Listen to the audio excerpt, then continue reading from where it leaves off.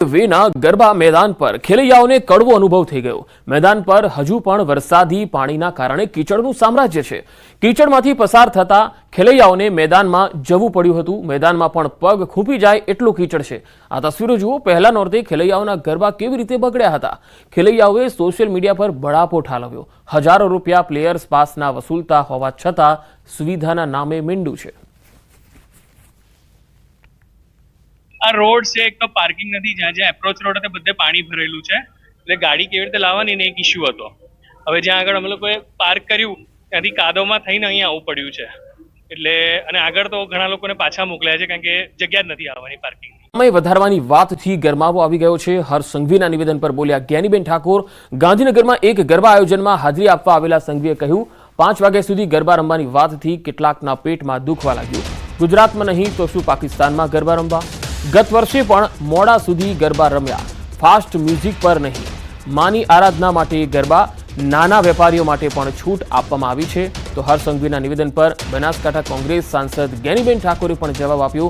ગુજરાતમાં 12 વાગ્યા સુધી ગરબા યોજવા બરાબર હતું। 5 વાગ્યા સુધીની છૂટની વાત પર બોલ્યા જ્ઞાનીબેન, ગૃહ ખાતું કાયદો વ્યવસ્થા જાળવવા સક્ષમ નથી।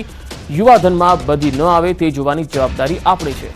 તો આ વાત જે છે એ કહી જ્ઞાનીબેને, જેઓ સાંસદ છે બનાસકાંઠાના કોંગ્રેસના, અને સાથે સાથે હર્ષ સંઘવીએ જે છૂટ આપી છે સવારે 5 વાગ્યા સુધી ગરબા રમવાની, તેને લઈને તેમણે આ વાત ટાંકી હતી। જોકે હર્ષ સંઘવીએ કહ્યું કે કેટલાકના પેટમાં હવે દુખવા લાગ્યું છે। પણ આ તમે 5 વાગ્યાનું કહો છો, કેટલાય લોકોના પેટમાં દુખવા માંડ્યું કે આ 5 વાગ્યા તક ગરબા કેમ રમવા લઈએ। એ અમુક લોકોને આપણા ભૂપેન્દ્રભાઈ પટેલની સરકારે તમારા સૌ માટે મોડે સુધી ગરબા રમવા લેવાની છૂટ આપવાની વાત સાંભળીને અનેક લોકોના પેટમાં દુખવા માંડ્યું। એનું શું કરવું? એનું શું કરવું? એ ગુજરાતમાં નહીં તો શું પાકિસ્તાનમાં જઈને ગરબા રમવાના અમારે? હે? એ મોડા સુધી ગરબા રમવા લેવાના કે નહીં? તો બધા જ એક સાથે મોલ માડી અંબે। ગયા વર્ષે બી મોડે સુધી ગરબા રમેલા તમે? કેમ રમેલા? આનંદ આવેલો? અને આ વર્ષે આનંદ જ આનંદ આવશે। 9 દિવસ તમારા માટે બધી જ વ્યવસ્થાઓ કરવામાં આવી છે, પરંતુ મારી આપ સૌને બે હાથ જોડીને વિનંતી છે, આપણે જે સ્થળ પર ગરબા રમવા જઈએ, આપણી સંસ્કૃતિને બી ધ્યાનમાં રાખીને પાણીની બોટલો ફાસ્ટ મ્યુઝિકમાં ઉપર ઉડાવીએ, એ આપણી સંસ્કૃતિ નથી। આ 9 દિવસ સુધી મા અંબાની ભક્તિમાં નોરતા રમવા વાળા સૌ ખેલૈયાઓએ સ્વચ્છતાનું બી પૂરતું ધ્યાન રાખવાનું છે। અને તમે જ્યારે ઘરે પરત ફરતા હશો ત્યારે કોઈ બી હોટલ બંધ નહીં હોય એવી બી વ્યવસ્થા અમે કરવામાં આવી છે। આ વાત એટલી જ છે કે 12 વાગ્યા સુધી અહીંયા મા જગદંબાના ગરબા થાય છે। ખૂબ સારી બાબત છે કે માના ધામમાં 12 વાગ્યા સુધી જ બરોબર છે। સમગ્ર ગુજરાતની અંદર 12 વાગ્યા સુધી જ બરોબર હતું। એ 5 વાગ્યા સુધી ગરબા રમવાની છૂટ આપીને હું એવું માનું છું કે રાજ્યના ગૃહમંત્રી કે ગૃહ ખાતું કે કાયદો વ્યવસ્થા જાળવવા માટે પોતે સક્ષમ નથી, અને છતાં પણ આ 5 વાગ્યા સુધી નવરાત્રિ રમવા માટેનો જે સમય આપ્યો છે, એ યુવા ધન ક્યાંક ને ક્યાંક અન્ય બદીઓમાં ના આવે, એ પણ એક આપણે સૌએ સહિયારી જવાબદારી છે। તપાસ માટે ગરબા આયોજક પોલીસ વચ્ચે બોલાચાલી થઈ। નવસારીમાં રમઝટ ગ્રુપના એસી ડોમના ગરબામાં તપાસ હતી। પોલીસને પ્રવેશવા ન દેવાતા બોલાચાલી થઈ। બાઉન્સરોએ પોલીસને પ્રવેશવા ન દેવાતા બોલાચાલી થઈ ગઈ, અને તપાસ માટે પોલીસ પ્રવેશ કરી રહી હતી, પરંતુ બાઉન્સરોએ તેમને ધક્કે ચડાવ્યા હતા। એસી ડોમના ગરબા આયોજકો અને પોલીસ વચ્ચે પણ બોલાચાલી થઈ હતી। નવસારીના આ ગરબા આયોજક જ્યાં એસી ડોમ હતું ત્યાં આગળ જે બાઉન્સર છે અને પોલીસ છે, બંને વચ્ચે રકઝક થઈ હતી। બાઉન્સરોએ પોલીસને પ્રવેશ ન આપ્યો અને ધક્કે ચડાવ્યા।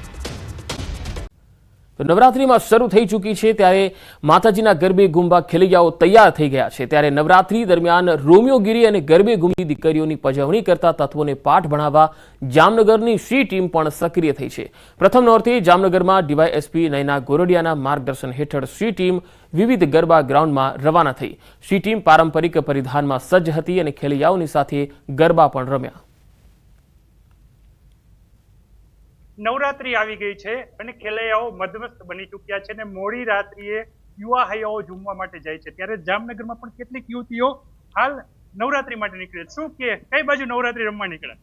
ઓળખો છો પેલા મને? હું પોલીસમાં છું. પોલીસમાં છો તમે? અમે પણ પોલીસમાં છીએ. આ બધા પોલીસ તૈયાર થઈને નીકળે ગરબા માટે. મેડમ પણ છે, શું કહેશો મેડમ? તૈયાર થઈને પોલીસ હવે ગરબા ગ્રાઉન્ડમાં નીકળી છે. જી બિલકુલ, આ પોલીસ છે પણ અમારી શી ટીમ પોલીસ છે કે જે આજથી શરૂ થતા નવરાત્રીના તહેવારમાં અલગ અલગ જગ્યાએ ટ્રેડિશનલ ડ્રેસમાં ડ્યુટી કરશે અને નવરાત્રી પણ રમશે અને જે રમનારા જે ખેલૈયાઓ છે એની પણ સુરક્ષા કરશે. કયા પ્રકારની વ્યવસ્થા છે? ખાસ કરીને સી ટીમ કેના ઉપર ધ્યાન રાખશે?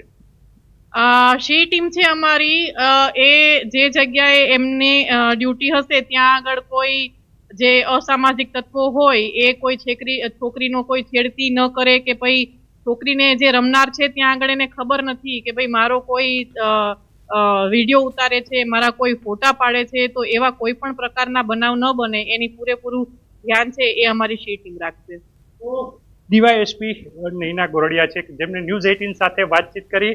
જે મહિલા પોલીસ આપ જોઈ રહ્યા છો, પારંપરિક વસ્ત્રમાં પરિધાન થઈ પોલીસ નહીં પરંતુ એક ખેલૈયા તરીકે જ ગ્રાઉન્ડ ઉપર હશે.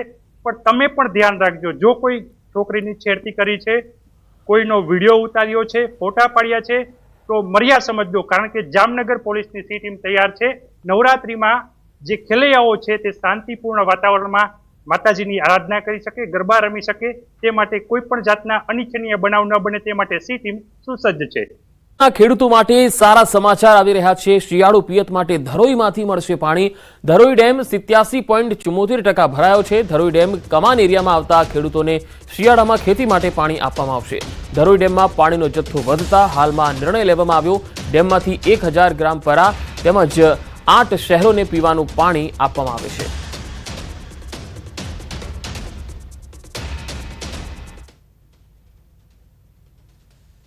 પીવાનું પાણી સંપૂર્ણ પ્રાપ્ત થશે અને સિંચાઈ માટે રવિ સિંચાઈ માટે પણ આપણે પાણી આપી શકીશું. સિંચાઈ માટે આખું વર્ષ પાણી મળી રહેશે? સિંચાઈ માટે આપણે જે શિયાળુ પાણી આપતા હોઈએ છીએ ખેડૂતોને એ આપી શકીશું એમને. શક્યતા ઘટી જશે અને જેટ ધારાના લીધે આ શક્યતા લગભગ પશ્ચિમ સૌરાષ્ટ્રના માર્ગોમાં વચ્ચે થઈને છેક કચ્છના ભાગોમાં થઈને ઉત્તર ગુજરાતના ભાગોમાં થઈને ક્વચિત પાકિસ્તાનના ભાગોમાં જઈ શકે. તો અકળાવતી ગરમીથી પણ મળી શકે છે થોડા દિવસમાં છુટકારો. અંબાલાલ પટેલે ગરમી અંગે મોટી આગાહી કરી. 22મી ઓક્ટોબરથી ગુલાબી ઠંડીનો ચમકારો થશે અને ઠંડીના ચમકારા સાથે માવઠાનો પણ રહેશે માર. આ વખતે શિયાળામાં પણ માવઠાનો પ્રકોપ રહેશે. 22 ઓક્ટોબર પછી છેક ઠંડક અનુભવાશે અને વાતાવરણમાં એકદમ ચેન્જ આવશે. એટલે લગભગ કારતક માસમાં 16, 17, 18, 19માં એક બંગાળ ઉપસાગરમાં ભારે ચક્રવાત સર્જાશે. અને આ અરસામાં પણ ગુજરાતમાં પશ્ચિમી વિક્ષોભના કારણે માવઠા થવાની શક્યતા રહેશે. એટલે માવઠા વધારે થવાની શક્યતા આ વખતે જણાઈ આવે છે. સામે 12 જ દિવસમાં 1700 પાનાની ચાર્જશીટ ફાઇલ. દાહોદ જિલ્લામાં 6 વર્ષીય વિદ્યાર્થીની પર શાળાના આચાર્યએ દુષ્કર્મનો પ્રયાસ કરી હત્યા નિપજાવવાના મામલામાં તપાસ તેજ છે. પોલીસે 12 દિવસમાં જ નરાધમ આચાર્ય ગોવિંદ નટ સામે 1700 પાનાની ચાર્જશીટ ફાઇલ કરી. રાજ્યભરમાં ચકચાર જગાવનાર આ મામલે ખુદ ગૃહ રાજ્યમંત્રી હર્ષ સંઘવીએ માહિતી આપતા કહ્યું કે આરોપી આચાર્યને લોઅર કોર્ટથી સુપ્રીમ કોર્ટ સુધી રાહત ન મળે અને કડકમાં કડક સજા થાય તે પ્રકારની પોલીસે તપાસ કરી છે.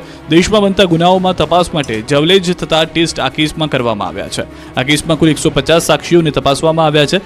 એફએસએલની મદદ લઈ ફોરેન્સિક ટોક્સોલોજી, વોઇસ સ્પેક્ટ્રોગ્રાફી, એપિથેરિયલ ટેસ્ટ જેવા અલગ અલગ 65 ટેસ્ટ કરી તેના રિપોર્ટ ચાર્જશીટમાં મૂકવામાં આવ્યા છે.